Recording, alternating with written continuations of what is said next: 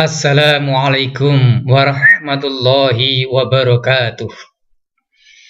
Alhamdulillah wa syukurillah ala kulli ni'matillah. Assalatu wassalamu ala rasulillah Sayyidina Muhammad ibni Abdillah wa alihi wa ashabihi wa mawalah.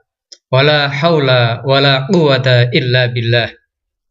Rabbi syrah li sadri wa yassir li amri wahlul 'uqdatam min lisani yafqahu qawli. Amma ba'd. Hadratal muhtaramin, para alim, para kiai, para ustadz yang selalu kita ikuti fatwa dan mauidhah hasanahnya.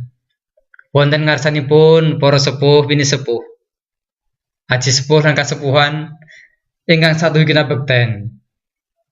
Bapak-bapak, ibu-ibu, para wali dan calon wali yang saya hormati, hadirin wal hadirah rahimakumullah. Yang pertama dan yang utama, marilah kita panjatkan puji dan syukur kehadirat Allah Subhanahu wa taala yang telah memberikan kita berbagai nikmat. Nikmat yang kita minta dan nikmat yang tidak pernah kita minta. Nikmat yang kelihatan dan nikmat yang tidak kelihatan. Wajib bagi kita untuk mensyukurinya. Biqaulina alhamdulillahi rabbil alamin. Alhamdulillah Pak. Alhamdulillah Bu. Kita masih diberi hidup. Masih diberi umur panjang. Diberi Allah kesehatan. Diberi Allah keselamatan. Ayo kita wujudkan syukur kita pada Allah Subhanahu wa taala dengan melaksanakan perintah-perintah Allah dan Rasul-Nya. Kita laksanakan yang wajib lebih dahulu, kemudian kita tambah bentuk syukur kita kepada Allah dengan melaksanakan yang sunnah. Kemudian yang kedua, sholawat serta salam kita sanjungkan keharibaan baginda Nabi besar Muhammad sallallahu alaihi wasallam beserta keluarga dan sahabat-sahabatnya. Karena beliaulah kita mengenal Islam. Karena beliaulah kita mengenal Al-Quran. Karena beliaulah kita mengenal segala macam kebaikan. Beliau, Nabi besar Muhammad SAW, menjadi sumber segala kebaikan. Bapak-bapak, ibu-ibu, calon wali, dan para wali yang saya hormati. Mengapa saya sebut para wali? Karena di antara para rawuh semua, di antara panjenengan semua, ada yang sudah menjadi wali. Ada yang setengah wali. Ada pula yang baru calon wali. Wali nopo? Wali murid. Ada juga yang sudah menjadi wali, tapi menjadi pula calon wali. Wali apa lagi? Wali nikah. Kalau anaknya perempuan, bapak menjadi calon wali nikah. Hadirin rahimakumullah. Kultum hari ini saya sampaikan tentang pesan orang tua kepada anaknya. Kalau kita tengok pesan Luqmanul Hakim dalam Al-Quran, ya bunayya la tusyrik billah inna syirka la dzulmun adzim.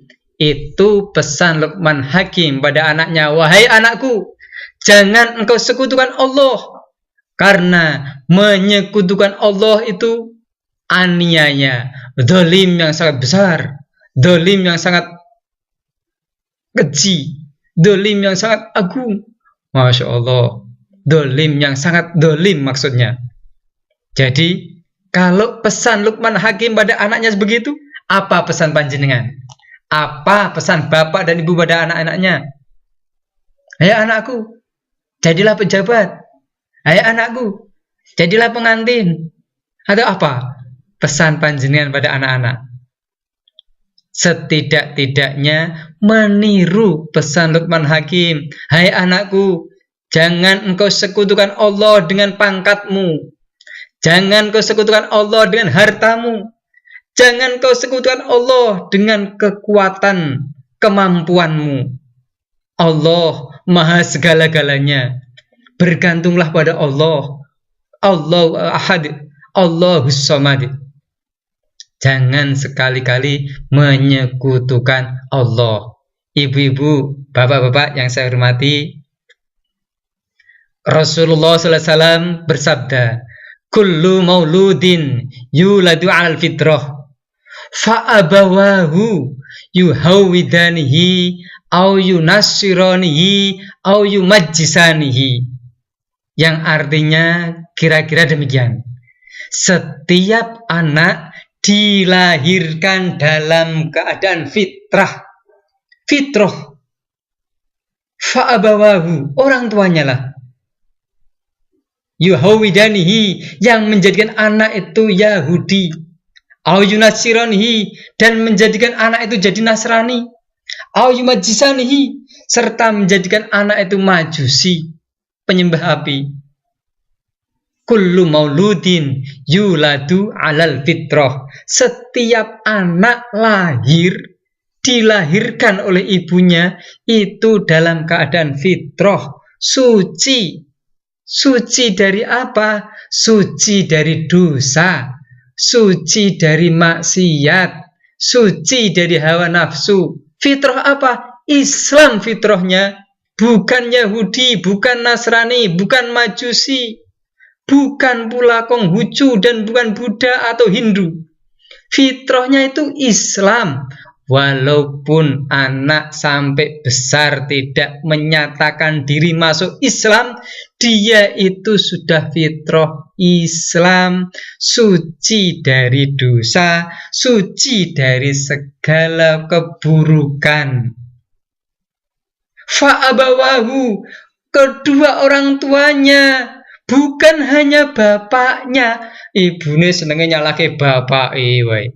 Bapake senenge nyalahke ibuke. Kalau melihat anak salah, saling menyalahkan bapak dan ibunya. Ya kedua orang tuanya lah yang menjadikan anak itu tidak lagi berpegang teguh pada Islam, tidak lagi menegakkan tiang Islam. Kedua orang tuanya yang menyebabkan anak itu menjadi Nasrani, Yahudi, Majusi, Hindu, Buddha, Konghucu, dan sebagainya. Kedua orang tuanya, atau kedua orang tuanya tidak bisa memilihkan pendidikan anaknya, atau kedua orang tuanya salah membiarkan anaknya bergaul dengan orang yang non-muslim, membiarkan anaknya bergaul dengan orang yang akhlaknya buruk, membiarkan anaknya berpacaran dengan orang Nasrani, membiarkan anaknya memilih pendidikan di lembaga pendidikan non-muslim. Ya orang tuanya yang salah. Kenapa orang tua harus mengikuti anak bila itu salah?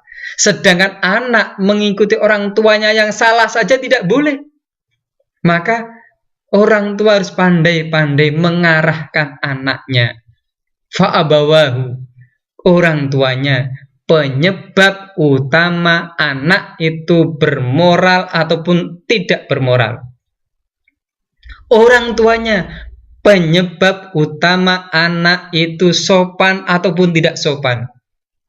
Ayah dan ibunya adalah madrasah yang pertama kali, madrasah yang utama, sekolah yang utama, yang pertama kali mendidik akhlak anak, ya orang tuanya. Bayangkan berapa jam anak dititipkan di sekolah, berapa jam anak dititipkan di madrasah. Lebih banyak mana anak mendengar nasihat gurunya dibanding dengan anak mendengar, melihat, mengikuti langsung kegiatan orang tuanya di rumah. Hitung. Di sekolah anak diajari baik-baik, diajari sholat. Di rumah anak tidak sholat karena melihat orang tuanya tidak sholat. Di sekolah diajari adab makan, Di rumah melihat bapak ibunya makan sambil jalan-jalan.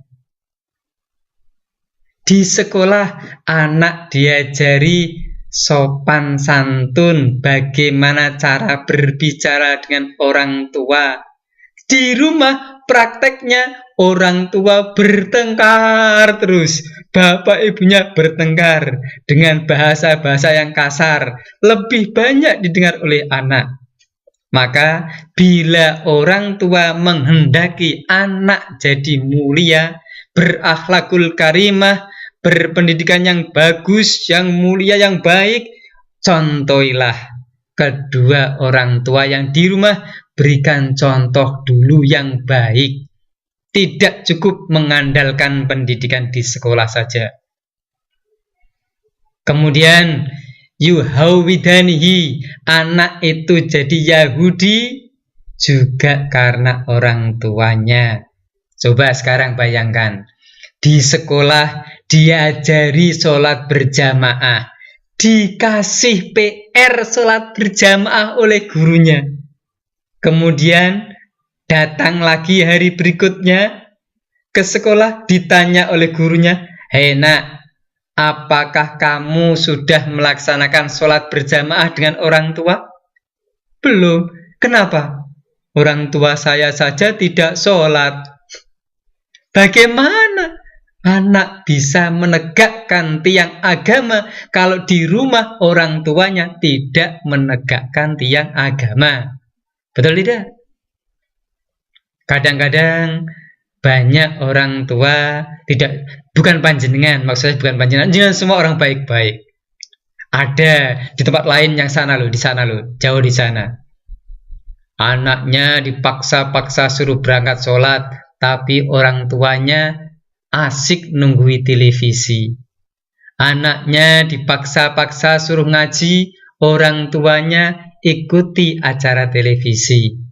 Tidak ngaji, tidak memberikan contoh, hanya perintah tanpa contoh, itu tidak efektif. Hadirin yang dirahmati Allah, ibu-ibu dan bapak-bapak yang saya hormati, Sayyidina Ali bin Abi Thalib karramallahu wajhah memesankan pada kita, "Addibu auladakum fa innahum makhluqun ghairu zamanikum." Didiklah anakmu dengan adab, dengan moral yang baik, karena mereka anak-anakmu, anak-anak kita juga menjadi makhluk, menjadi umat yang tidak hidup pada zaman kita. Zaman mereka beda dengan zaman kita. Kita waktu kecil melakukan sedikit kesalahan, orang tua hanya bilang, Railo, manut. Kita diam, kita manut. Kalau anak sekarang, Railo, bantah. Opo to Railo kuwi? Masih ngayal. Kalau kita diperingatkan oleh orang, misalnya waktu kita masih kecil ngambil mangga tetangga, jangan ambil mangga, itu punya siapa itu? Kan bukan punyamu, tak bilang orang tuamu. Takut. Tapi coba anak sekarang, jangan ambil yang bukan miliknya, tak bilang orang tuamu loh. Dia apa? Ketawa. Itu orang tuaku juga bantu aku ngambil, aku bantu orang tuaku ngambil. Begitu. Sholat. Kalau nggak sholat, tak bilang ibumu nanti. Dia ketawa cengengesan. Bilangin aja pada ibuku. Bapak ibuku juga nggak sholat. Loh, bapak ibu Islam itu bukan? Islam. Loh, Islam kok tidak sholat? Iya, ya sama. Bapak ibuku Islam nggak sholat, saya Islam juga nggak sholat. Sama kayak bapak ibuku. Iya kan? Banyak ditiru bapak ibunya. Ibu bapak yang membesarkan jasmani anak, ibu bapak sebagai orang tua di rumah yang membesarkan fisik anak, guru di sekolah yang membesarkan akal, pikiran, hati anak, yang membesarkan pendidikan anak, harus bekerja sama. Orang tua di rumah diibaratkan sebagai benang. Guru di sekolah diibaratkan sebagai jarum. Anak diibaratkan sebagai kain, lembaran kain putih. Mau dibentuk jadi apa kain itu? Apakah mau dibentuk celana, mau dibentuk baju, rompi, jaket, dan sebagainya? Tergantung kerjasama antara orang tua di rumah dengan guru yang di sekolah. Antara benang dan jarumnya. Jangan sampai benang dan jarum tidak terjadi kerjasama. Sesuaikan kainnya dengan jarumnya, dengan benangnya. Kalau kainnya putih, jangan sampai dikasih benang merah, kuning, hijau di langit yang biru. Kalau kainnya putih, kain kafan, jangan sampai dikasih jarum sepatu. Tidak pas. Harus sesuai antara benang dan jarumnya. Begitu pula kalau orang tua sebagai benang sudah memilih jarum yang dianggap sesuai dengan kainnya, benang juga harus menyesuaikan dengan lubang jarum. Jangan lubang jarum suruh menyesuaikan dengan benangnya. Lubang jarum suruh besar-besarin karena benangnya besar. Ya tidak bisa. Lubang jarum suruh nyempit-nyempitin karena benangnya kecil. Ya tidak bisa. Jarum dengan lubangnya, benang datang menyesuaikan jarum dan lubangnya. Kemudian ketika dijahitkan di kain, benang di belakang mengikuti gerakan jarum. Jangan jarum yang disuruh mengikuti gerakan benang. Ya kebalik. Sekarang kan banyak orang tua yang begitu. Pengennya mengatur gurunya. Gurunya harus sesuai dengan kemauan orang tuanya. Itu kan berarti jarum disuruh bergerak mengikuti benang. Benar tidak? Cocok tidak? Ayo pikir dengan akal sehat. Kalau orang tua sudah menyerahkan pendidikannya kepada lembaga pendidikan, kepada sang guru, sudah mempercayakan, ya sudah, serahkan sepenuhnya pada guru. Bagaimana guru mau mengolahnya? Bagaimana jarum mau menjahitnya? Kalau jarum selalu dikendalikan oleh benang, ya tidak terjadi jahitan yang baiklah. Sebagaimana tadi di sekolah anak diajari sholat, sampai rumah orang tuanya tidak sholat. Di sekolah diajari oleh guru ngomong yang santun, di rumah orang tua ngajari protes kepada anaknya. Gimana caranya protes gitu, sehingga kesannya seakan anak itu bukan anak muslim. Kesannya anak itu anak Protestan karena orang tuanya suka ngajari protes melulu. Ibu-ibu, bapak-bapak yang saya hormati, ini bukan panjenengan. Jenengan tidak usah tersinggung. Ini di sana loh, di pendidikan lain sana loh, di lembaga yang lain. Jenengan sudah baik-baik, bagus, sudah mempercayakan lembaga pendidikan ini dengan baik. Berarti Anda sudah yakin bahwa di sini adalah tempat pendidikan yang baik.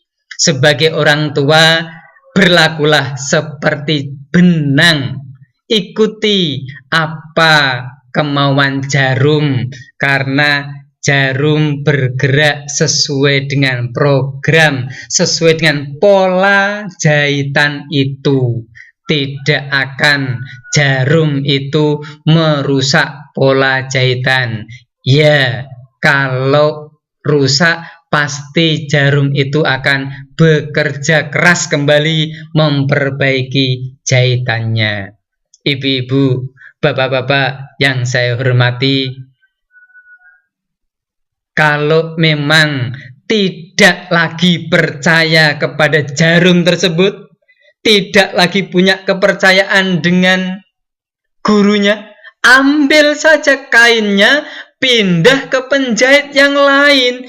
Jangan paksakan penjahit tersebut menggunakan jarum yang dimilikinya untuk mengikuti ukuran benang Anda. Itu tidak bisa terjadi jahitan yang baik. Apa yang akan terjadi? Yang akan terjadi adalah anak bingung, kemudian anak tidak menjadi solih, namun jadi suka protes. Menjadi anak yang sangat bergantung kepada orang tua, tidak segera menjadi anak yang mandiri, tidak menjadi anak yang percaya diri, merasa dirinya selalu dilindungi oleh orang tuanya, merasa dirinya selalu diprotek oleh orang tuanya. Padahal sekolah, guru sudah mengetahui watak dari sekian banyak anak, sedangkan orang tua hanya mengetahui anaknya sendiri itu.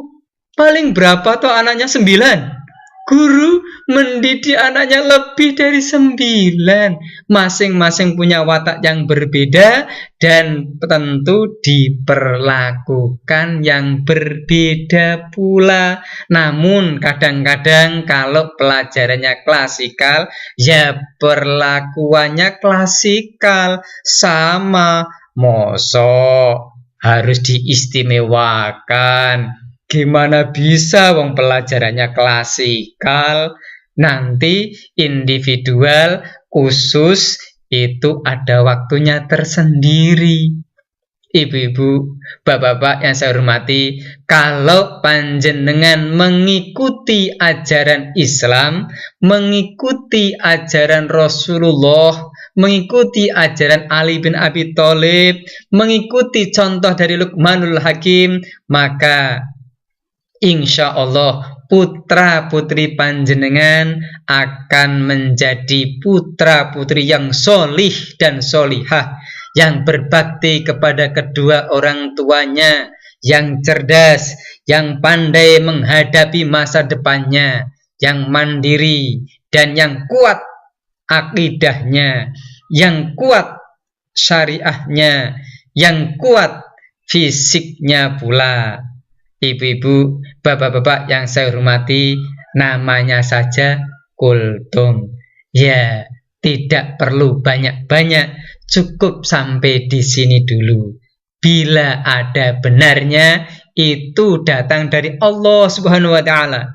Bila ada salahnya, itu karena kebodohan saya. Mohon maaf, beribu maaf. Maaf, saya mohon maaf pada panjenengan semuanya. Mudah-mudahan panjenengan mengikuti hobi Allah yang selalu memaafkan hambanya. Mudah-mudahan panjenengan mengikuti hobi Nabi Muhammad SAW yang senang memaafkan umatnya. Sebesar apapun kesalahan umatnya, sebesar apapun kesalahan hambanya, Allah dan Rasulullah selalu memaafkannya. Demikian yang bisa saya sampaikan. Wallahul muwaffiq ila aqwamit thoriq. Wassalamualaikum warahmatullahi wabarakatuh.